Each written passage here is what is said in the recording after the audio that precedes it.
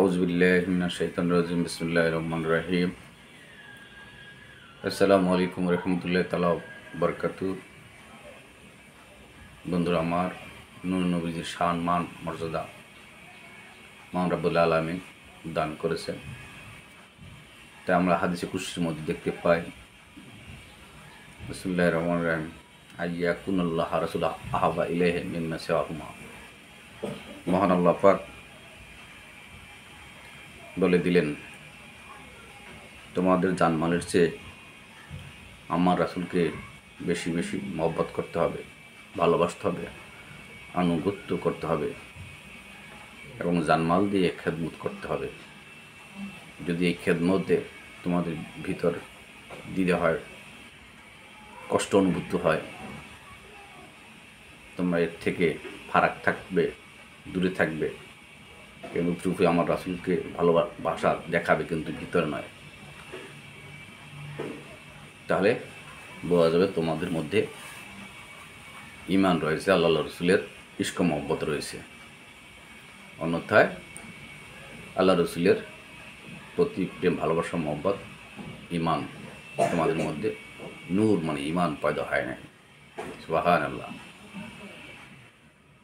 ওমর রাদিয়াল্লাহু তাআলা আনহুকে রাসূল পাক সাল্লাল্লাহু আলাইহি ওয়াসাল্লাম জিজ্ঞাসা করেছিলেন, হে ওমর, তুমি কাকে বেশি ভালোবাসো? তখন হযরত ওমর রাদিয়াল্লাহু তাআলা আনহু রাসূল পাক সাল্লাল্লাহু আলাইহি ওয়াসাল্লামের সম্মুখে বলে দিলেন, আমার পিতা মাতা, আমার স্ত্রী সন্তান আদি এবং আমি আমার বেশি ভালোবাসি। রাসূল পাক সাল্লাল্লাহু আলাইহি ওয়াসাল্লামের নুরানিময় চেহারা নিয়ে হযরত ওমর রাদিয়াল্লাহু তাআলা আনহুর দিকে দৃষ্টি রেখে বলেছিলেন যে, হে ওমর, তুমি এখনো ঈমানদার হতে পারো নাই।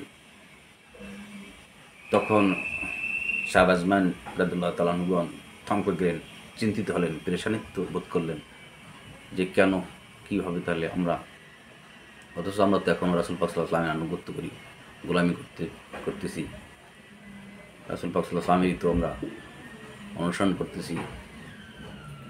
তাহলে এখন আমরা ঈমানদার হতে পারলাম না কেন?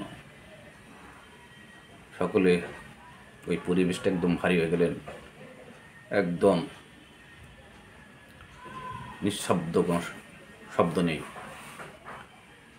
তখন ওমর রাদিয়াল্লাহু তাআলা আনহু রাসূল পাক সাল্লাল্লাহু আলাইহি ওয়াসাল্লামের কদম মোবারকে হাজির দিয়ে বললেন, ইয়া রাসূলুল্লাহ, আমাদের হয়তো কোথাও ভুল হয়েছে, আপনি আমাদেরকে ধরিয়ে দিন, শুধরিয়ে দিন, আমরা কীভাবে ঈমানদার হব?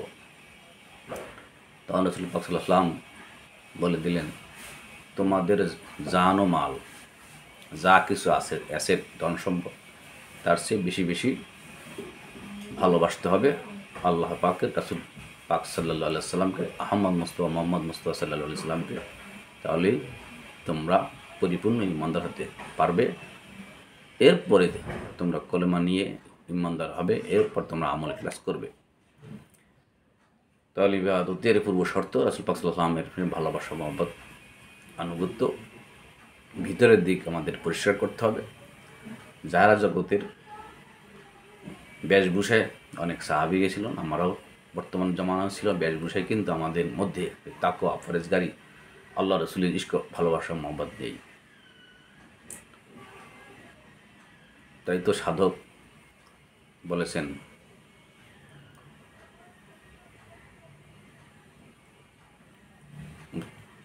মুছে ফেলো অন্তরের কালি, মুছে ফেলো অন্তরের কালি। আমাদের যে সমস্ত রিয়া, কুরিপুগুলো রয়েছে, সেই রিপুগুলো আমাদেরকে ভিতর থেকে বাহির করে দিতে পারলেই, এবং আল্লাহ রসুলের মহব্বত, আহলে বাইত, পীর মুর্শিদ এবং ওনাদের প্রতিনিধি যারা রয়েছে তাদেরকে ভালোবাসতে হবে জানমাল দিয়ে। কারণ তাহলে আমরা ঈমানদারের কাতারে চলে যাব এবং আমাদের আমলগুলো চলতে থাকবে, কবুল হতে থাকবে।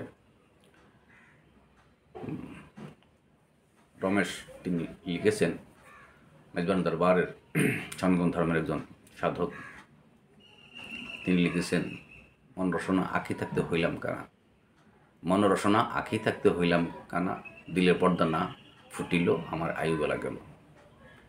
মানে আমার জীবদ্দশায় আমার কুরিপুগুলোকে আমাকে ঘিরে ফেলেছে, আমি এখান থেকে বেরোতে পারছি না। আমার আয়ু বেলাগত হলো মানে আমার জন্ম থেকে মৃত্যুর সময় সেগুলো কিন্তু আমি এখনও দিন কেনার মতো রয়ে গেলাম। আমি আমার ভিতর বাহির পরিষ্কার করতে পারলাম না এবং দিন মিল্লাতের খেদমতগার হিসেবে আমি সেই রকম কিছু এখন অর্জন করতে পারিনি।